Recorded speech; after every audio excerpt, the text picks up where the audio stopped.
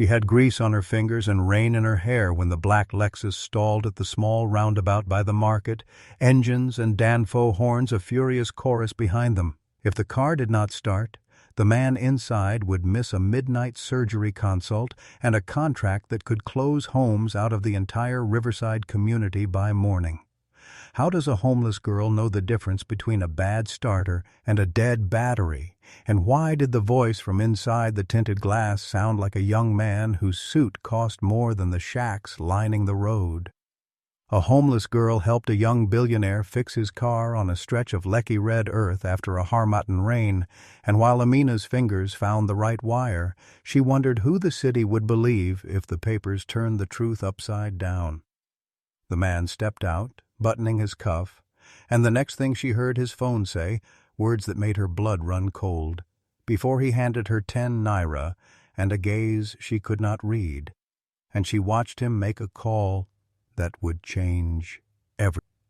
Amina lived where rain wrote rivers over corrugated roofs and generators hummed like distant bees, and she measured days by the market bustle and the number of soup spoons her grandmother, Mama Funmi, could coax out of their single pot. She prized blunt honesty, the small dignity of a folded dress, and the promise she'd made at her father's grave to care for the only family left. She had been a ghost at the edge of Ohota for 2 winters, known by the church courtyard and the old mechanic near Makoko who let her sweep and watch for the small wage of cooking oil and occasional coin, and she kept the hidden habit of counting stars when the harmattan breath cooled the night. She knew the rhythm of danfo horns, the smell of red earth after rain, and the softness of prayer mats in crowded mosques, and she clung to those textures like a map that showed where home began and where it might end. When she bent under the hood, those maps fluttered and the city held its breath. The car had choked and died with a small, humiliating cough in the middle of Lekki's after-hours rush. People in reflective vests shouted at taxis while children darted between legs, and Amina heard the whisper that often followed a broken car: opportunity, begging, theft. She wiped her hands on her skirt and approached, because she knew engines from the old workshop where her father once taught her the scent of oil, and because the man inside had not shouted for a mechanic or a guard but for help, so she lifted the bonnet and said, "Try turning the key again, sir." He watched her, eyes a little softer than she expected, and a short, surprised laugh escaped him when the starter turned. "Who taught you that?" he asked, and she remembered very clearly the day her father had shown her how a stubborn motor could be persuaded to wake. But as he spoke into his phone afterward in a voice she could hear through the glass, she felt a chill. What could that call mean for the shacks on the sand? The words on the other end were like thunder. The mid-paragraph turning point arrived on a day when the river's rain returned. Trouble arrived slow and then all at once. Earlier in the week, a placard had been nailed to a palm by the road saying, "Land Acquisition, Ajayi Projects." And Amina had brushed people off when they said developers were coming, yet every night she watched men in white shirts mark the edges of their land with thin flags. When the police started swinging down the side streets, Amina's stomach knotted as if someone had put a hand on her ribs. "You can't stay here," one officer told the elders, and her grandmother's cough had gotten worse with the stress. Amina felt the injustice in the way a child hears thunder before rain, inevitable and loud, and she loved her small community enough that the thought of losing the only shelter she had ever known pulled at her like tide. Still, she kept fixing small things, old radios, shoes, a bicycle for a neighbor, with the stubborn hope that work could buy time. And then the flags lengthened into plans, and the plans turned into a meeting at a hotel with men in suits who smelled of cheap cologne and promises, and Amina wondered who in the city would stand with them if the papers decided they were not worth saving. A wolf in sheep's clothing came in the shape of Pastor Chukwuma, who spoke like a river of honey from the pulpit and put his arm around Mama Funmi as if they were family. He promised to speak to donors, to place them in temporary housing, and Amina, exhausted and raw, let his sharp words of comfort dull the corners of her suspicion. "We'll get you a place until the new project starts," he said softly in the church courtyard, while the choir warmed up, and Amina held that promise like a cracked bowl, desperate to keep the soup inside it. But the pastor kept asking for small things, names, signatures, the family's papers, and in the market tongues started soft and ugly about where such papers might be sold and why a pastor would need certain documents that should be kept private. The first pattern shift came when a neighbor who had trusted the pastor's assistance found their ration card gone the next morning. Amina caught the neighbor crouched in the red mud crying, and the idea of a friendly face turning into hunger's enemy made her stomach hollow. By the time the second pattern interrupt arrived, it came as a camera's flash on a rainy morning. A voice with a loudspeaker claimed the company was modernizing the riverbank, and the men in white shirts who had planted flags were suddenly talking about jobs and opportunities for the informal settlers if they agreed to move willingly. Amina felt her hands go cold when one of those men handed her a pamphlet with glossy photos of apartments that looked nothing like the houses that lined the mud. She read the fine print and saw words like compensation that had strings attached, and she knew the trap smelled of lawyer ink and official stamps. There was no time for slow decisions. By moonlight, the council wrote documents and asked elders to sign. And when Mama Funmi's cough worsened and the clinic's pharmacy needed money, Amina understood that every minute of delay could end in a bed of iron and loss. She kept fixing what she could, but always the city's plans loomed, and she watched the shiny cars pass every day with a climbing dread. The costs kept stacking. The mechanic who had taught her was robbed of his little shop when the landlord sold the lot. The small boy she had been teaching to read had to skip classes to fetch water. And in the market a rumor began that the young man in the Lexus had been seen at the hotel's negotiating table, that the very person whose starter she'd coaxed to life sat on the other side of envelopes and contracts. Amina's trust frayed when other helpers turned mercenary. The man who lent tools to the residents said he had to sell them to pay a debt, and Pastor Chukwuma's promises came with demands for deeds she could not afford to give.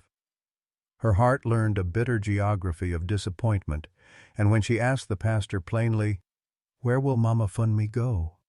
he smiled a practiced smile and said, "Leave it to me," which made Amina remember that wolves sometimes wear soft collars. How could she get medicine and shelter when every door felt like it might slam? There was one small bright thing in the middle of this dim, a child in the church courtyard, shivering after rain. And Amina had only one thin blanket left from the season that had not yet torn. Mama Funmi pleaded for rest and told her to save it, but Amina remembered a time when her little brother had trembled in the market and no one looked. She wrapped the blanket around the child's shoulders and sat with him while the choir practiced hymns, feeling the warmth move from her own bones to his. She did it because her father would have done the same, because kindness had been taught like a craft she could not abandon, and because sometimes doing what is right is the last thing you can do for your soul. Unknown to her, the young man from the Lexus had parked further up the road and watched the whole scene from the safety of his tinted window, a silhouette against the city's sodium lamps. And as he drove away, he made a call that would soon be replayed in the market in ways Amina could not yet imagine.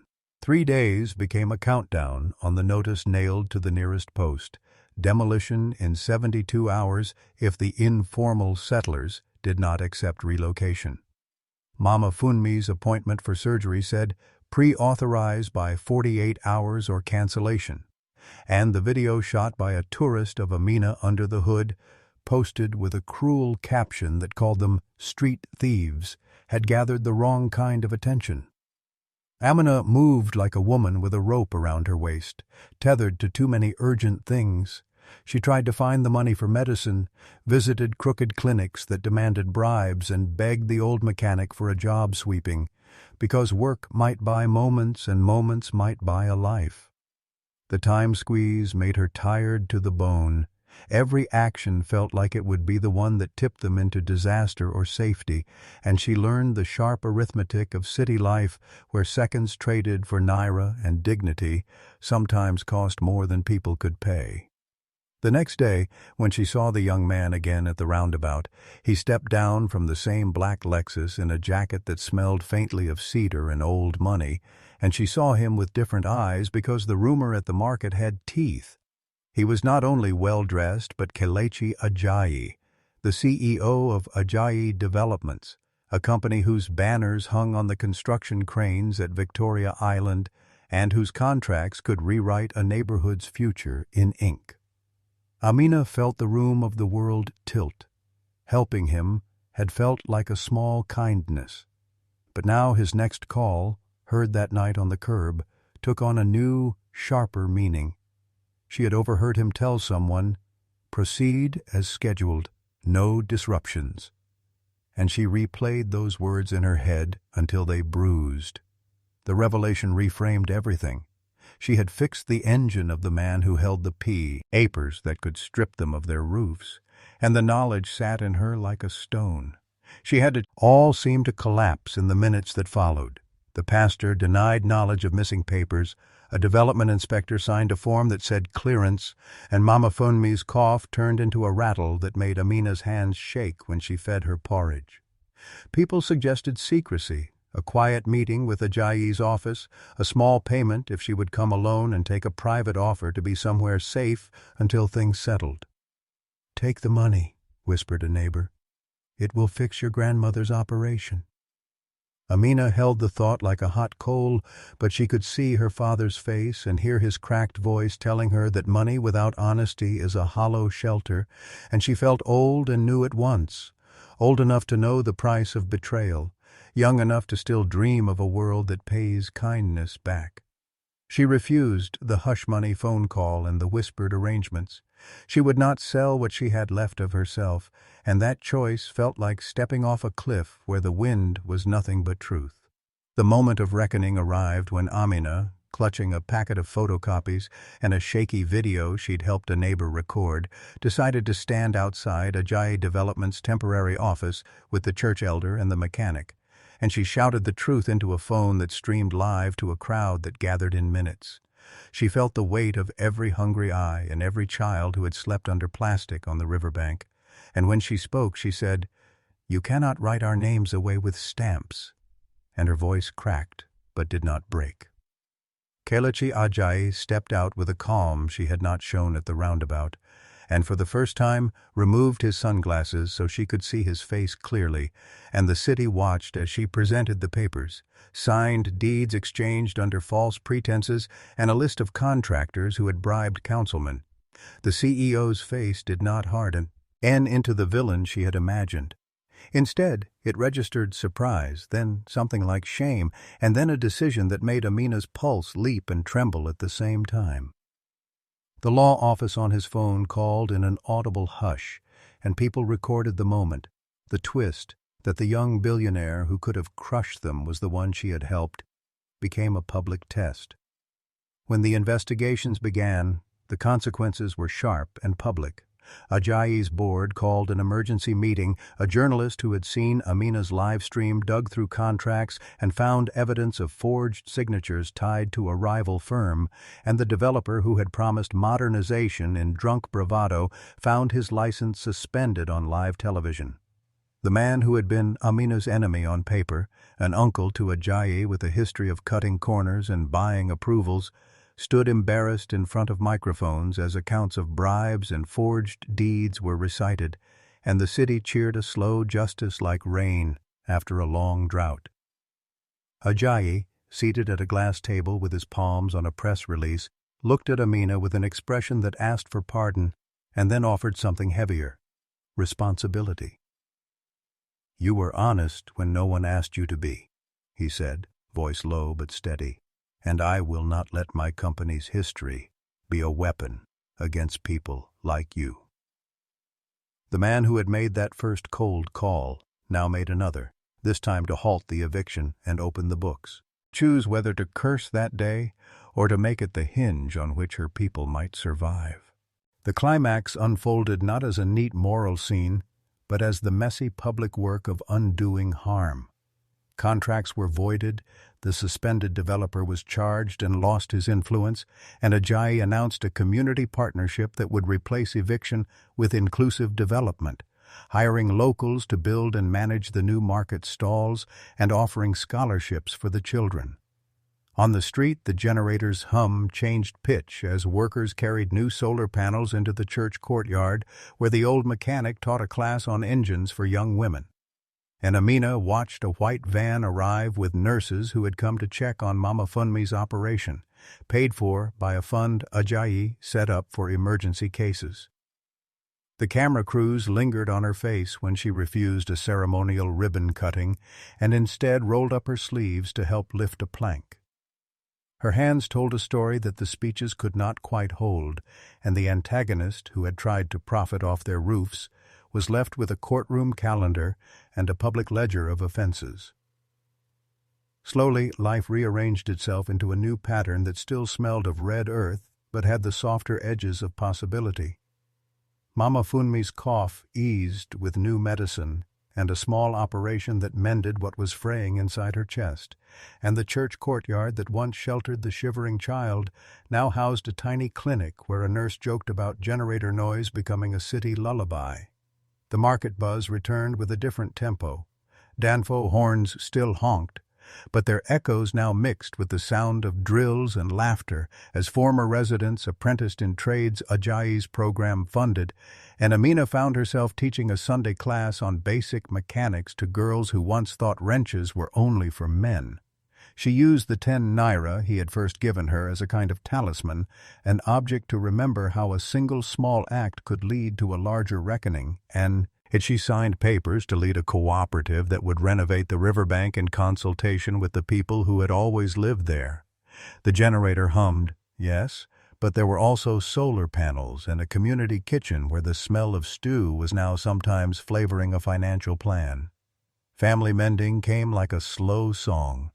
A neighbor who had once sold a ration card returned it privately with an apology, and the crooked man who had taken tools made restitution under the watchful eyes of the elders, and the child who had wrapped in Amina's blanket began school with a new uniform and shoes that did not leak when the rain returned. Amina could buy the small tin stove she had always dreamed of, and when she cooked the first pot of proper soup with a spoon that did not wobble, she remembered the nights of counting stars with gratitude rather than sorrow.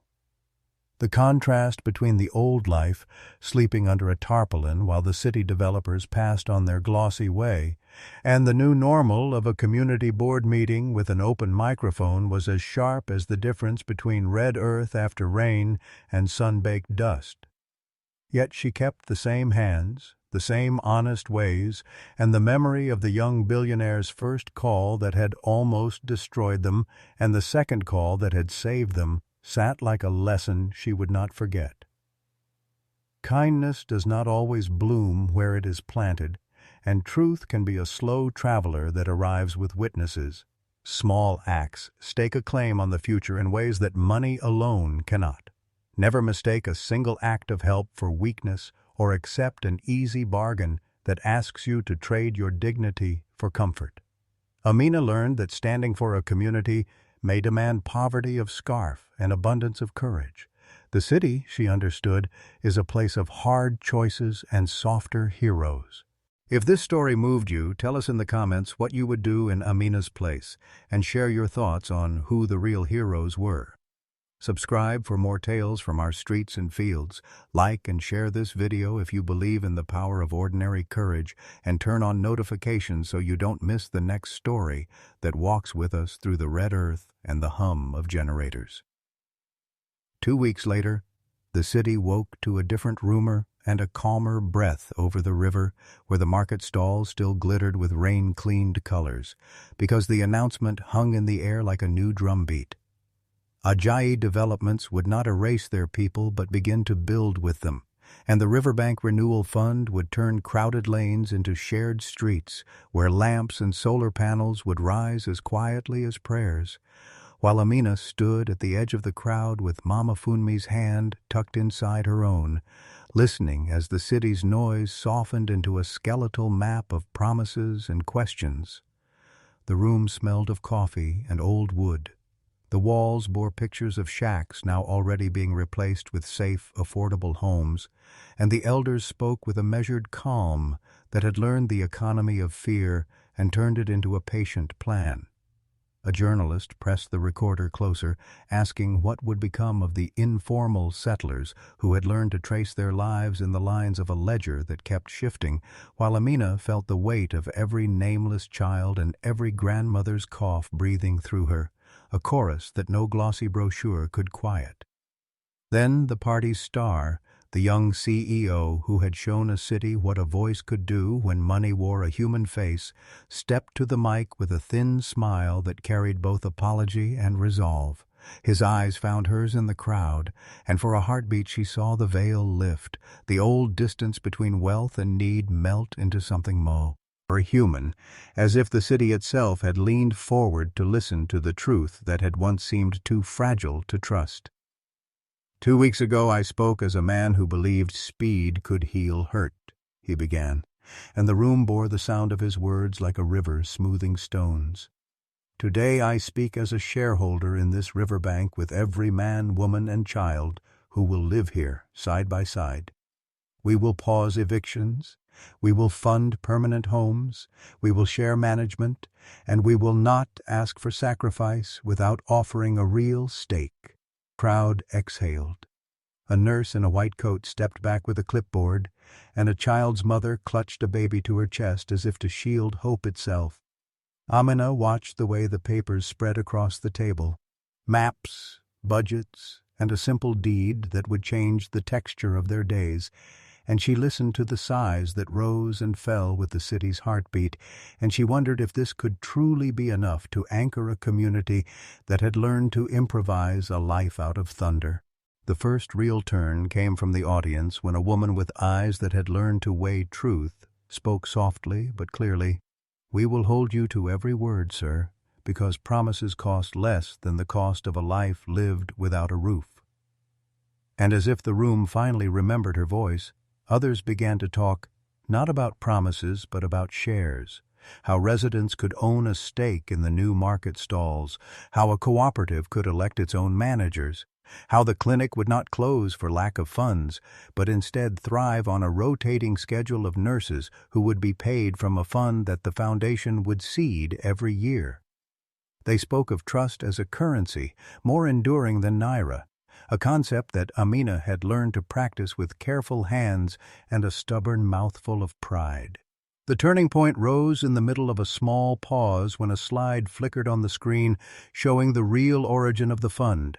Not a single chest of money, but a web of donors including a private foundation with roots in distant neighborhoods. And a name that wasn't new to Amina but had never stood in daylight before, the hidden billionaire identity behind the board's quiet generosity, the person who all along had watched the riverbank not as conquest but as kin.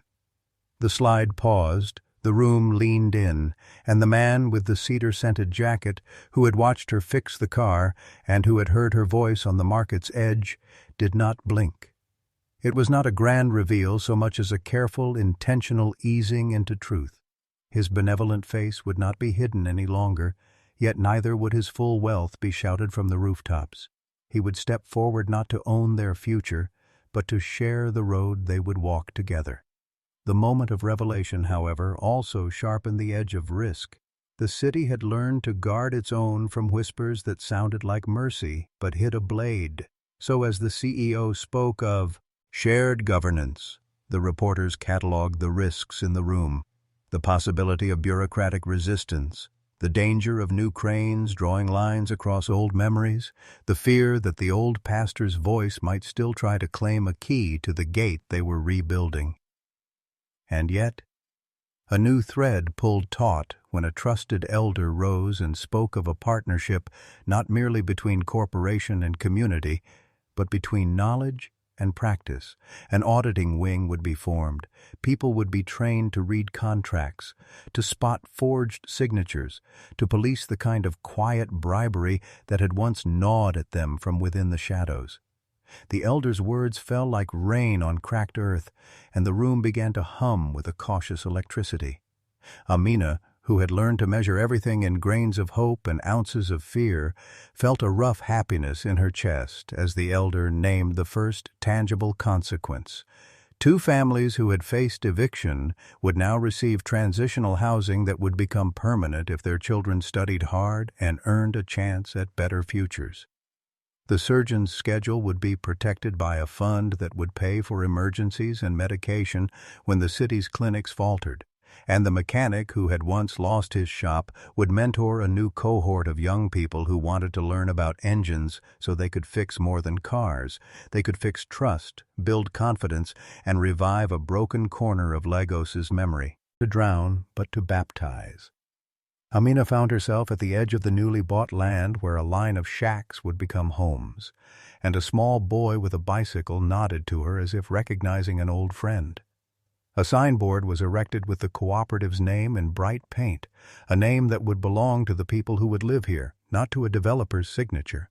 And in the crowd stood the pastor, not as a manipulator but as a man who had learned that power without accountability rots communities from the inside out. He spoke of repentance, of a new chapter, of a contract that guaranteed fair access to water, electricity, and schooling. He asked forgiveness for the times he had used the scripture to justify taking what belonged to others, and the room, moved by the image of a pastor bowing his head in public, offered him a cautious mercy, a second chance to prove that faith could be a conduit for justice, not a cover for greed. The turning point was not applause, but a practical decision. The church would host an open forum every month where residents could raise new concerns, and the CEO would answer not with a press release but with a live video link that would reach the market at dusk, when children ran between stalls and the old mechanic chased the sound of a new engine he hoped to teach them. The public consequences of these changes began to ripple outward, like a tide that had learned to respect the shoreline. Mama Funmi's operation, once endangered by delays and bribes, moved into a new wing with a surgical team that worked nights and days with a grant that never faltered, so she could recover and continue to tell the truth about dignity and care. The market stalls filled with people who held shares and futures in their own success, while a new classroom rose behind the clinic wit. Girls who had counted stars could count numbers and build engines with stubborn joy, and Amina found herself at the center of a small universe that no longer feared the next knock from a politician or a lawyer who claimed to own the wind. Yet even as progress marched forward, the town's old wounds tugged at the edges of every triumph.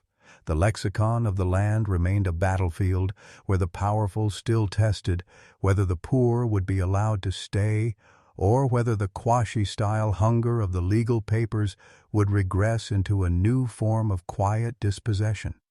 So the billionaire's presence did not dissolve poverty, but reframed it as a challenge that could be faced, not a fact that could be erased. In one quiet moment, Amina, standing between a metal frame bed and a bench where girls learned to read engines, felt the ache of all the nights she had spent counting stars and the certainty that the star they had followed was not a single brightness but a constellation they would chart together. She whispered to Mama Funmi, "The city did not send us away.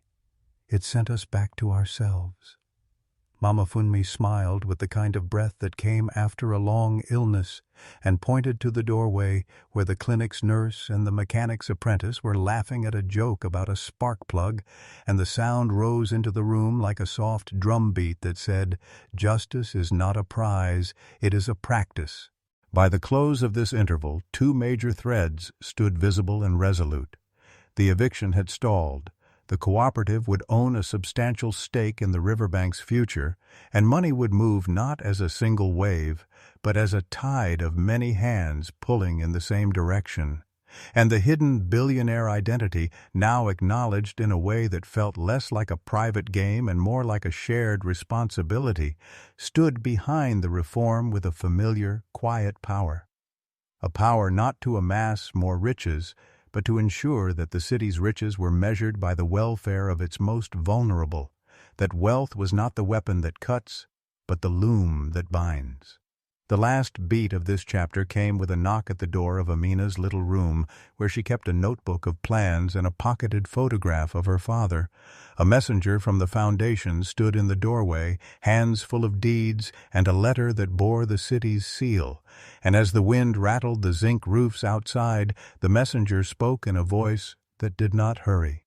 "There is a new project, an apprenticeship corridor for 10 girls and 10 boys, a microloan fund for 100 small businesses, and a yearly scholarship for the children who rise from here to the markets and the schools." Amina read the words aloud, felt the weight of possibility settle into her shoulders, and looked at Mama Funmi with a gaze that had learned to bargain with danger and to accept mercy, when mercy showed up wearing a hard hat and a ledger.